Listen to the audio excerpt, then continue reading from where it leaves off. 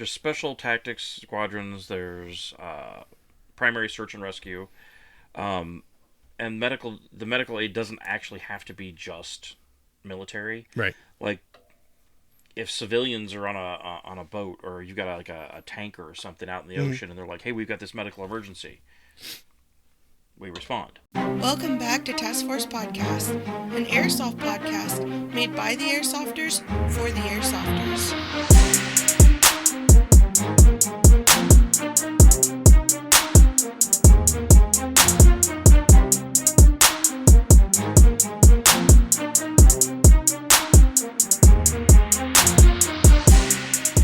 What is going on, guys? Welcome back to another episode Task Force Podcast. I'm your host, Snake, joined by my co-host, Nasty. Awkward on the mic. And we also have a guest with us today, a guy we've been playing with for a lot of years. Thumper. Say hello, Thumper. Hey, guys. So, Thumper brings a lot of knowledge and history to the team. No, that's true. It is true. History. That's amazing. With his previous stuff. We'll let him talk a little bit about it. But today we are talking about airsoft tactics and if people actually use them, because I think it's kind of lackluster. I don't think really anybody uses them unless you get into the teams or the guys who are actually they played together for a long time and they have worked out a bond. Worked out a bond and kind of have practiced. You have to give a shit. Yeah, you do. That's the core. With the dudes you do. That you play with, you have to give a shit enough to go do that. Dudes who show up and play just regular airsoft games out on the field and they do their bullshit, like they don't care. Well, no, I mean you're going to see almost any group, if it's just two teams, even if it's makeup teams. Right. They'll use basic tactics: flanking, forward firing. Right. Firing retreats, firing advances. They'll use the basic stuff. They're just not as coordinated. Right. I mean, we haven't played together as a team in years. Right. Mm-hmm. But I know we still could. Yeah, we could go out there and we still know. Yeah. Steven's going to take point, probably. Right. We're going to flank, and I'll probably take left, you'll probably take right. And, we have that established pattern. Right. And other people, surely, I mean, if they're playing, they're going to do that. But basic tactics, yeah. Now, once you get to milsim, everybody's using them. Yeah, I would agree. Most guys who come to milsim have spent the time on playing the regular field, have worked to the point now that they want to get to where everybody has played those local airsoft field games, and at this point, they are integrating tactics into their standardized gameplay that they're doing, and they're ready to go to a milsim and join in with a bunch of people who are applying probably not the exact same, but something close to enough that you would pick up on. And I know some milsim games actually have been doing a mini training beforehand. Almost like basic training or like a refresher. Okay, Right. Advanced, halt. Right, and they're kind of giving everybody like, hey, here's how we're going to walk in a formation. Hey, here's what peel left is. Hey, here's what peel right is. Hey, here's what we're doing. Not everybody's going to get up at once and walk forward. Right. Some people are going to get up and other people are going to keep shooting. Right.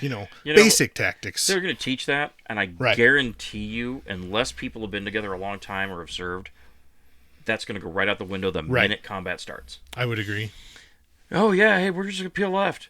Shoot! It's going to happen. So that's the biggest thing with airsoft, in my opinion, I think, is that what happens is everybody talks about tactics and it's cool, and everybody's like, "Oh, we're on these Gucci tactics." I learned this off Call of Duty. I got my Gucci gear on. I'm gonna go out. I'm gonna knock this shit out. And then what happens is they go out there and the firefight happens. And what happens?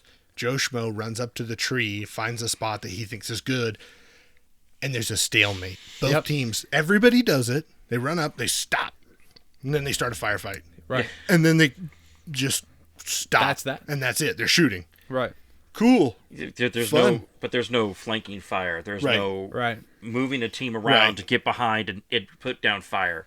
Right. They're just, I want to shoot. Right. And everybody wants to be that guy. Everybody wants to be, I was right in the thick of it. Yeah. I was there slinging BBs the whole time. Like that first game that I, after my knee surgery, that I actually had the stitches out. Mm-hmm. And since you've already dropped the name, and we were up against Dark Horse and everybody, and we had all the little kids. We just kept sending the kids to the flags. Yep, because they could run. Because they were running. It's a smart decision. Steven's out, Nesty's out in the field, and he's just, and he had an eye on them. They didn't want to come forward because here's a light machine gun, and he's got you, and he can look at you. He's got eye contact. It's that stalemate. And I didn't shoot around the whole game.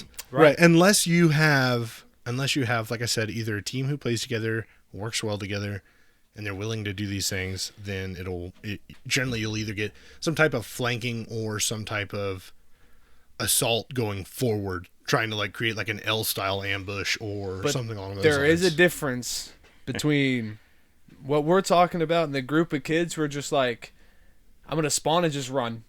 Yeah. And get shot and then turn around. But like, can't have that. Can't have that on. For them, they thought that was great. Right. But from us, we're like, please don't. It worked for what we were doing for that scenario. But not in a milsim. Right. I think it's perfect for, well, maybe not perfect. Because at the end of the day, everybody, whether they say it or not, they want to fucking win. I don't know who you are. But in a regular standardized airsoft game at your local field of whatever domination, I guess you could say, you take this point and hold it. It's a constant onslaught of fucking people who are just running up, getting killed, but they're maybe taking one guy, two guys with them. They just run back, run up, run back, run up. And I mean, accomplishes. They hold their place. I mean, well, it works. But what? Okay, so flag in the middle to get to that flag, you win. But everybody gets here and it's like, oh, I either don't want to get shot. Mm-hmm. I'm not going to be the one who's going to go do that. Right. And then you got guys like us who are trying to make plays, but then everybody, but everybody's sent back there like, I just want trigger time. I just want to shoot. Yeah, I just want to shoot. Anybody who tries to tell you, though, that the onslaught of just constant dudes doesn't work, you look them in the eye and you tell them, look at Vietnam. It fucking works. It works. Okay, to an extent it works. But it's not the best. If you really want to look and you want to use Vietnam as your thing, right?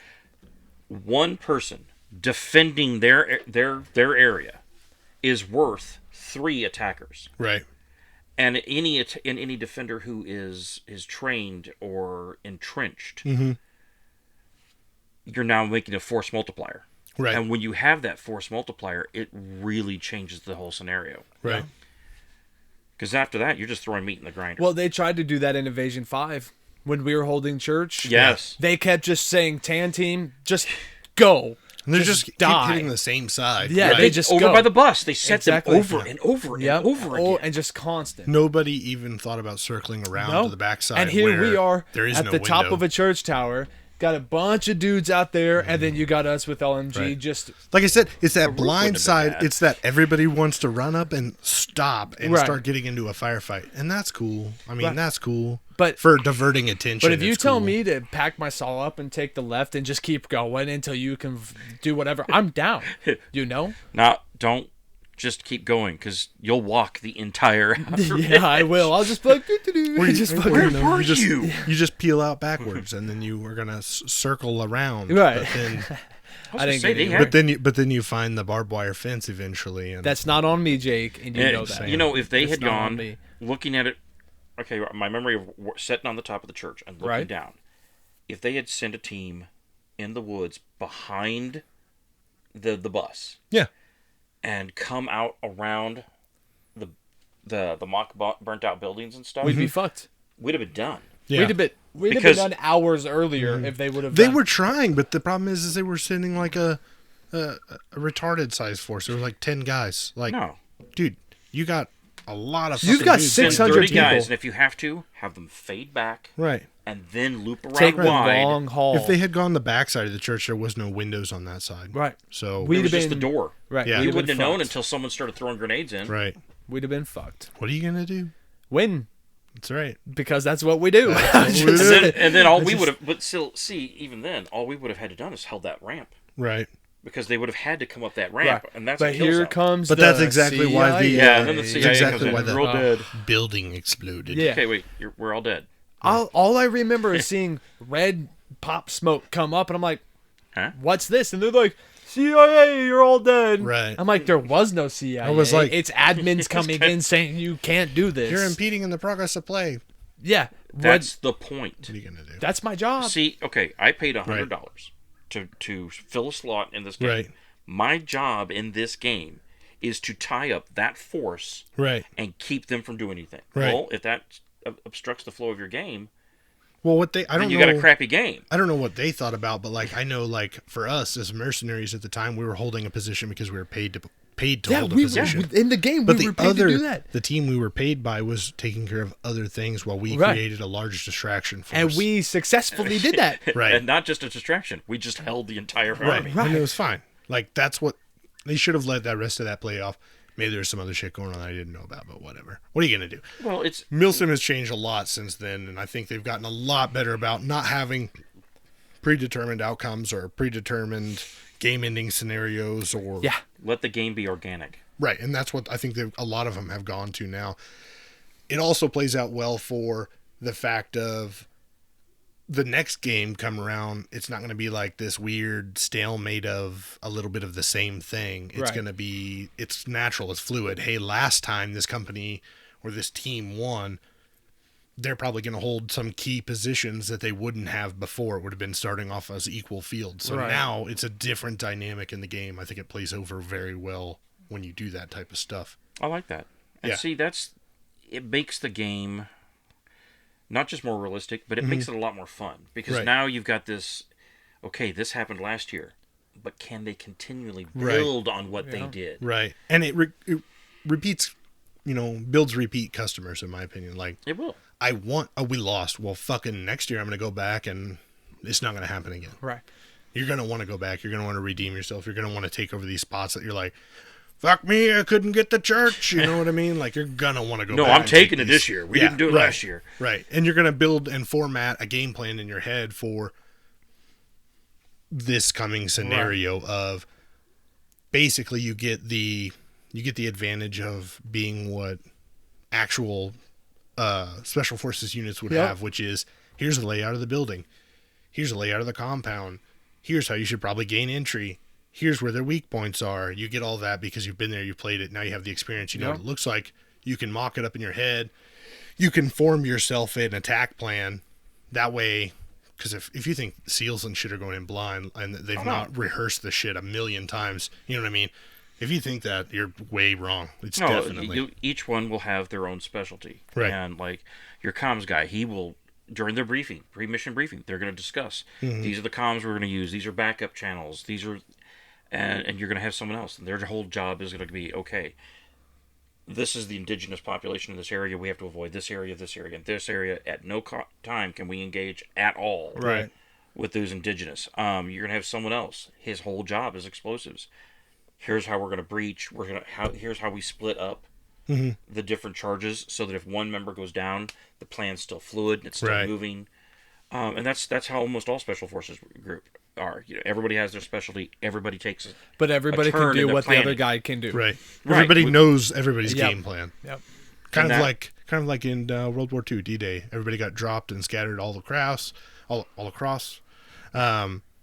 But everybody had a general idea of what each place's job was, so they were able to kind of mesh up and go about taking care of each little individual. Creating units out of broken units to get the job done. Yep. And because we all know our jobs. Yeah. I think that's a big thing in Airsoft that sometimes you don't get is some units are privately discussing what their plan is. Now, whether it's changed or not on some of these bigger milsims, I don't know, but it's a lacked piece of information there. Well, like if they gave us a piece of intel, and we're in a squad, okay, they give us a piece of intel. We can look at that, and the three of us can sit and look and go, okay, so how do we think the best? And we're all going to do that. You'll be like, I like here. And I'm going to go, yeah, but I'm fat and out of shape, and I can't go that way. And Steven's going, I'm carrying everything in the world in this gun. I'm not hiking that. I'm not doing that. And you're like, okay, so what other options do we have? Right. And we'll all look at that map or that intel, and we're going to figure out a way that works best for us. Right. And every team does that. This is what we're going to do. But on top of that, you can't get pissed off at the other people because your fucking idea is shit. No. And if I say your idea is shit, you can't like, and throw your gun down. Yes and no. I like to argue my point and ask you why it's invalid. But it's invalid. Okay. So argue as long as you come up, as long as you give me a proper explanation as to why it's invalid, what you think is wrong with it, and then I'm like, oh, cool. Well, then we can just change and adapt and do this and change this up. Okay. Acceptable criticism. Okay. Acceptable criticism. See, and that's different because, like what Steven's talking about, he's got an excellent point here. Mm-hmm. And my normal command style, if I can, I'll explain why it doesn't work. Right. But if this is mission critical, we are right here in the shit, and we have to get it done. No, you're doing it. Why? Because I said you're doing it, and that's the end of it. Right. I'll explain it to you when we're done. Right. But if, for me, it's the idea, if we treat these BBs as bullets, if the shit's flying and this is what has to be done, I don't have time to hold your hand and tell you why. Just do it. And then when you go, all right, Thumper, but you get us killed. Today's the day I die. Yeah.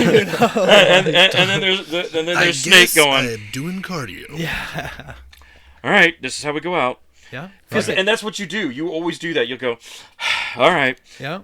It's part of it. And just roll with it. My saw. Yeah. That's real. What are you gonna do? But I mean, it's you got a good point. That's it is. But that's pre-mission planning, in my opinion. Like if we're out there and we make a decision, like, all right, whatever. Things change Things change constantly. Right. No plan ever right. escapes intact with the enemy. Right. It's just accept it. Right. The only reason you make a plan is so that way when you go in there and the shit starts flying, you have a general premise of don't stop here and just get into a firefight. Right. You can keep going. You have a actual problem that you got to go solve. Pre-plan is the foundation to the rest of it. So your plan will alter. Definitely. Always. It's going to change. Yeah. It's going to become minute by minute, second by second. If you have a plan that works out flawlessly, you just need to go home. Right. Because that's bad. The luckiest day that you've ever had in your life. Go buy a lottery ticket, you fuck. You just need to leave. Right. Don't have sex with your wife. You're going to get pregnant. Why? Yes. You're going to have a baby now. This is how this is going to work. Right. But I'm sure you guys probably have an idea by now. Thumper, tell us a little bit about yourself. These guys don't know you. We know you, of course. Right. All right. I was Pararescue for 6 years. Deployed to Bosnia. Came back. So I've got that side of the training. Mostly medical. Mm-hmm. And search and rescue, which strangely, what was that? When the tornado hit Oakland. Greensburg. Was it like 7? Oakland? Was that 7 years ago? Yeah, because I was still living out there. Yeah. I geared up, and I still had the Crown Vic, but I drove out to that geared up, completely all geared up and everything, and I ran into the command center and volunteered, and myself and a deputy went through marking houses all the way down Hemlock. Yeah. And, I just because you're out, you still rush right back. Right. When everyone else is running out of places, you're going, why? We need boots on the ground in there, not out. Right. You miss that bit of it, that excitement. Yeah, I ran all that weekend, nonstop. Yeah. And then for the next week, I was hunched over in my house, looking like Emperor Palpatine, almost needing a walker, just having smelling like Ben Gay. Right. And so, if you guys don't know this already, which you should, Pararescue is basically the military's emergency responders, paramedic type field. I'm not incorrect in putting it that way. It's just special tactics squadrons. There's primary search and rescue, and the medical aid doesn't actually have to be just military. Right. Like if civilians are on a boat, or you got a tanker or something out in the ocean, and they're like, "Hey, we've got this medical emergency," we respond. Right. I mean, we did. I know that they activated a lot of pararescue units for Katrina. Right. And New York has the only PJ squadron that's reservist. Unless really? I think Alaska does now too. I haven't kept up on that. So, but that's kind of cool. Like you bring a lot of actual on hand information and true applied history. training. Yeah, true applied training like that. Bring a lot of that to the table, and I think we've been playing with Thump for like I don't know, like 8, I was 9, gonna say 'cause 10 years almost. Yeah, that was the difference between when you had the mock-up room, Mm-hmm. and Russia, another guy we used to play with, was trying to teach you guys. It's all cut the pie. It's all cut the pie. Right. Or no, he said it was walk the room. Right. And I was like, no, cut the pie. Yeah, a little bit different. And I showed that my method was more effective, even though it was older. Right. Actually, I just told my wife this morning after watching the podcast about when we did the rubber knife training, and I'm like, watch this, and I showed you guys. It's stand and let them come to you, and then move out of your circle of engagement, and constantly be moving. And she's just listening to me, going, "Wow, yeah, you used to be a badass. Now you're just old." There's a lot of cool shit that like I was brought to my attention, and a lot of stuff that I didn't know. I thought was really cool. It's especially cool to have somebody in that field come and want to start doing airsoft. What made you want to start playing airsoft after everything? Well, actually, I was looking for a job, and I started working for Jungle Toy, right, which was a really old airsoft company. Yeah, and they were like, "Hey, you got to get out here and play." And at first, I had huge problems with the guns because I'm used to pull the trigger, it goes bang, not pull the trigger and hold it. Listen to the spool up. All right, now it's and I hated that at first. I can remember before we had AEGs when I was a kid. It was all HPA, right, and gas blowbacks, and then it went. Tokyo Marui came out with the FAMAS. That was the very first AEG. And before that, they're like a remote control car company. And we were all making fun of it. We're like, this isn't going to last, people. Right. Right. And now there's version 7 and 8 and 9 gearboxes, and the entire industry is built off of it. Yeah, that's not going to last. Yeah. Yeah, you guys should have got on some stock on that. Should have. Definitely. The money. Yeah, but see, I would have backed the wrong horse. I'd have put my money on Tanaka. Right.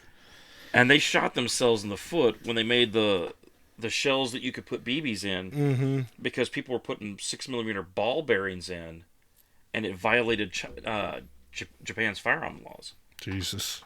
So they're like, that's that. It's crazy. So that's probably why I don't see too many of the shell ejecting style. Right. I do have a Tanaka shell-fed revolver. Really? But I use it as a prop because the gas system is garbage. Right. I was like, here, I'm going to put some gas in. Psst, yeah, never mind. Yeah. You just take the handle off, pull the gas tube out. All right, we're good. That's kind of cool. So you started working for Jungle Toy, and they convinced you to go out there and play, and you started playing. And then I just kind of... My mindset got where I got hooked back on the adrenaline of the rush. Right. And the outthinking the other people and trying to make up plans on the fly. And I was like, oh, God, I missed this. Step on a roofing nail in my very first game. Ivan was with me. Welcome. Yeah, Ivan was with me. We're going down this alleyway, and there's this board. And, we'd been kicking boards away, and I step on it, and I went, And I was like, you okay, B? I'm like, And I stepped on the board with my left foot and yanked my foot straight up. I'm like, okay. It wasn't bent. It was straight up. I'm good. Kicked it off to the side. And they're like, wow, well, that's it for the game. I was like, no, we're good. Let's go. It's fine. I just want to keep going. Yeah. Until I tore my meniscus like a year later when we were playing, which is why I had to get fixed that one time.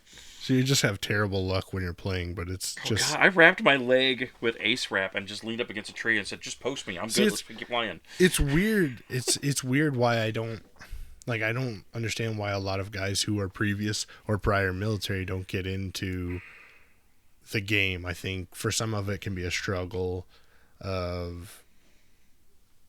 flashbacks or that type of stuff, or even just I can't shoot. I can't fake really shoot people because I real shot people. Right.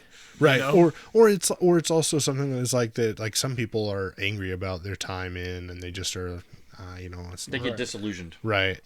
I know. Disenfranchising happens a lot. Yeah. The recruiter promised me the world. Yeah. He lied to you. You know. But no, it's like I haven't done a game with like the blanks and the pyrotechnics and stuff, so I honestly don't know how I'd handle that. Right. See, that's where I thought it was kind of cool. Like Milsim West is doing something a little bit different to try to bring a little bit more realism to the game with the blank firing and the longer nonstop games, but I don't know. I wonder how they handle that situation. Somebody who gets back into it and then they have that happen. How they handle that? I'm sure they have a process. It's veteran owned, of course. I was going to say you've got other vets, and those are going to be other guys that they'll drop anything and say, "Hey, brother, we got you." Right. Just hold on to him, let him know he's there, he's not alone. Right. Talk him through it, talk him down, and be like, "Hey, we've all been here. Let's." Right. Because I'll give up the game for the rest of the weekend if it helps that guy. Right. Yeah. No, I'm with you on that. I was broke when I started the game. But no, so we did start the questions with the task force. So got a couple questions from a couple of our followers online on Instagram. So if you guys want to ask us some questions for us to answer on the camera, kind of see what we think, or you're just in general want to know because you're weird, shoot us a question. I'm going to start making a post every week. That way we can start gathering questions every week. So look for that, or just drop them in the comment box below or whatever. Email us. We don't even care. Go to the website. There's an email anywhere box in there, and you can send us a question. So the first question we got is from Caleb Tucker Airsoft on Instagram, and that's at Caleb Tucker Airsoft. He says CQB versus outdoor loadout. So I'm assuming he wants to know what our CQB loadout would be, what our outdoor loadout would be.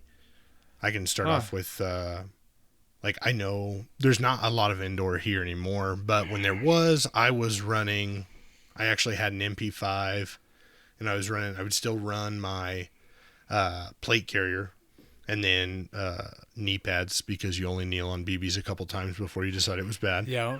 And then just my standard, generally it was either tricolor or Marpat, because Marpat has a bunch of the dark black and dark green in it, so it blends in good in the dark, or just black camo. Right.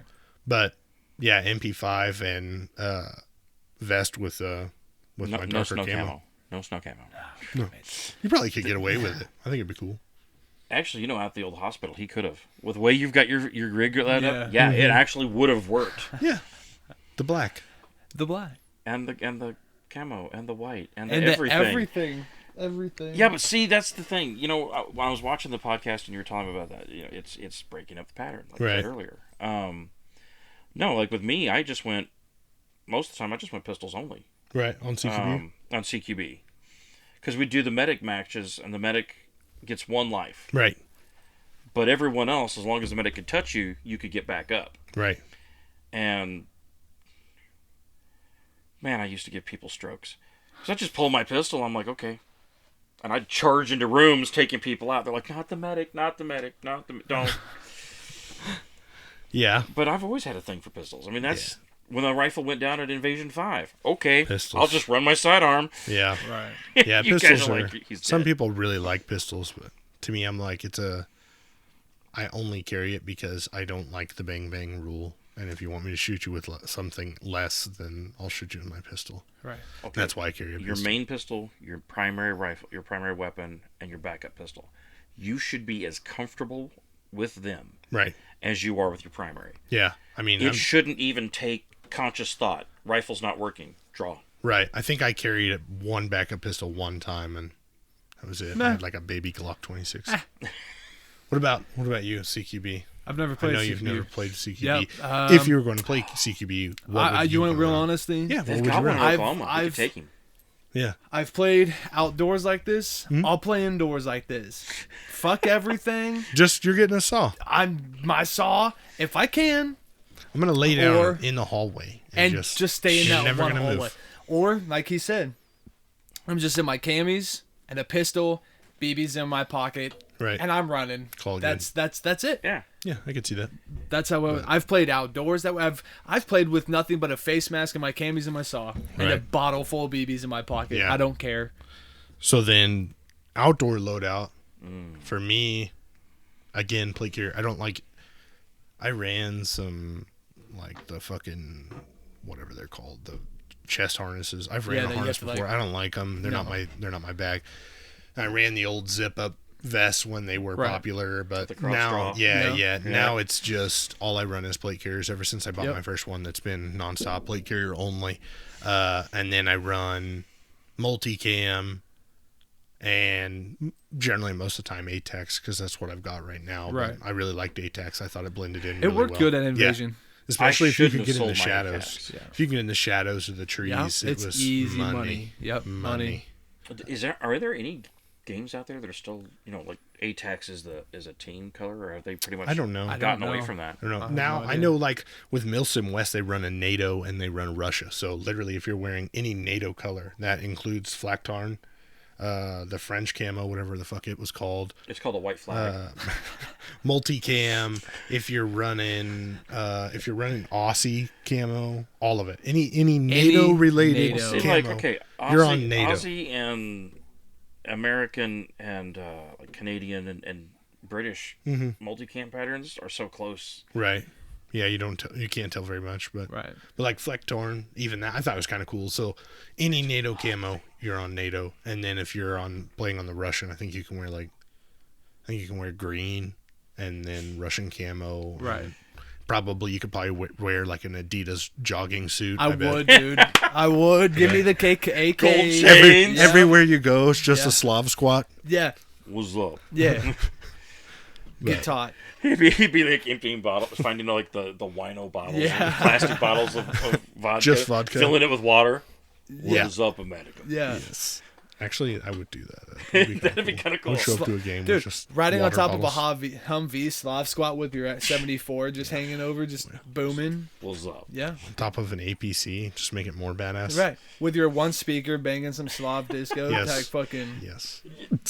Yeah. Riding along on a technical that's made out of a Yugo. Yeah.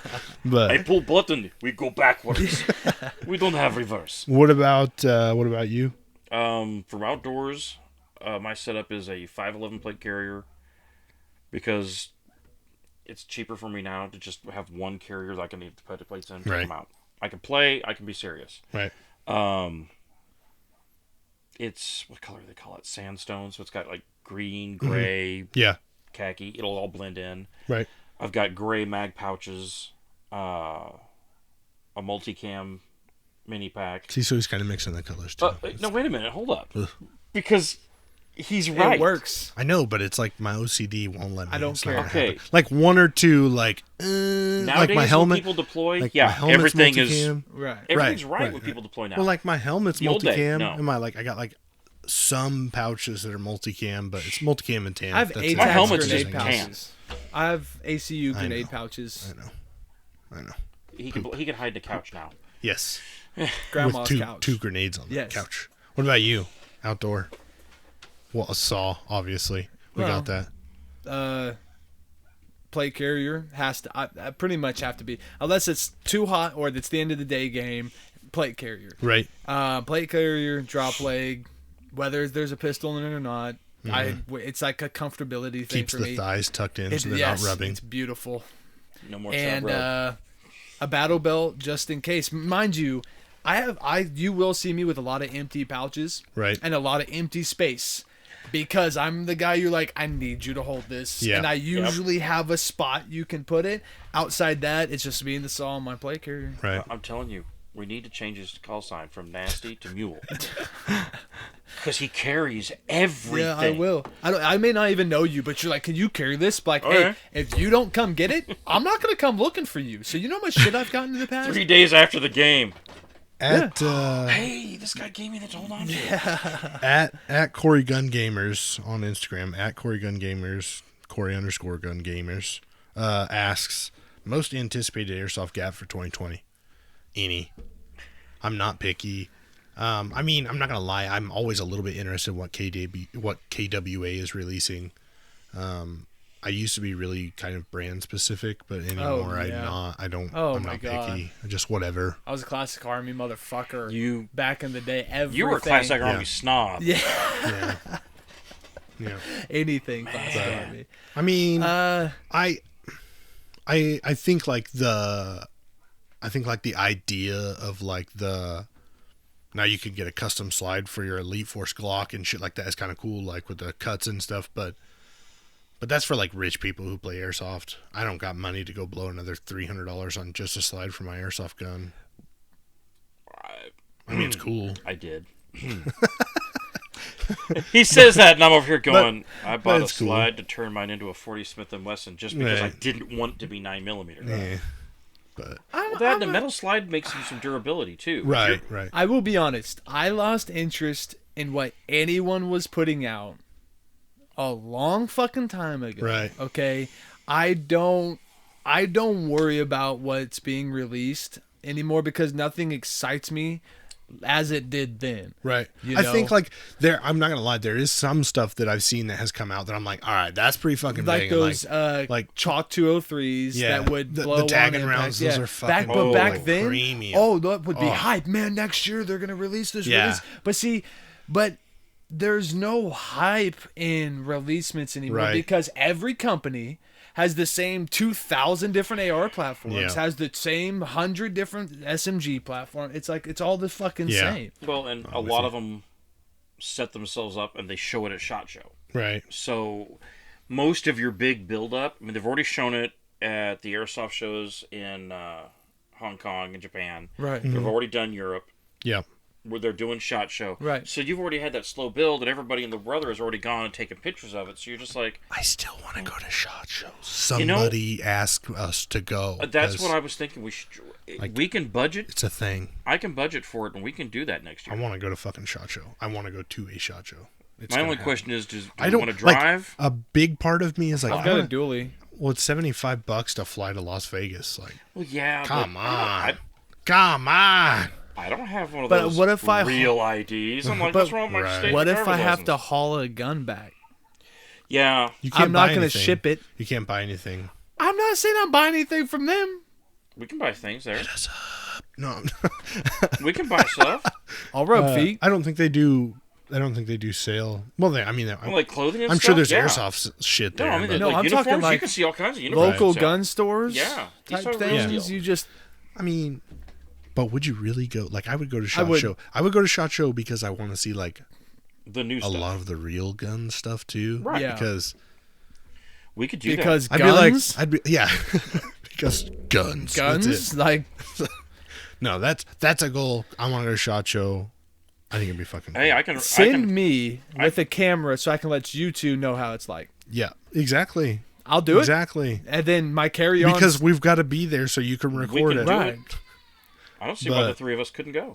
No, we can. The other question we got was from at O'Rizzy on Instagram. O'Rizzy, what are you doing at home to keep occupied? Oh, that's easy. Just playing video games and doing bullshit. Work. Right. Yeah. Essential. It's stupid. Work, video game. Right. Sleep and eat. Oh my fucking God, I love eating. I mean, I'm not gonna lie. I had 2 weeks off.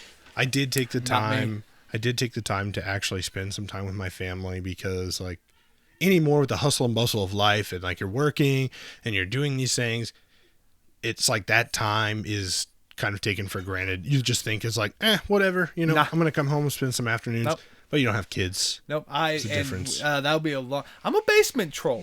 Okay, if I can come home, go to my room, shut the door, and fuck off with the world, I'm golden. Right.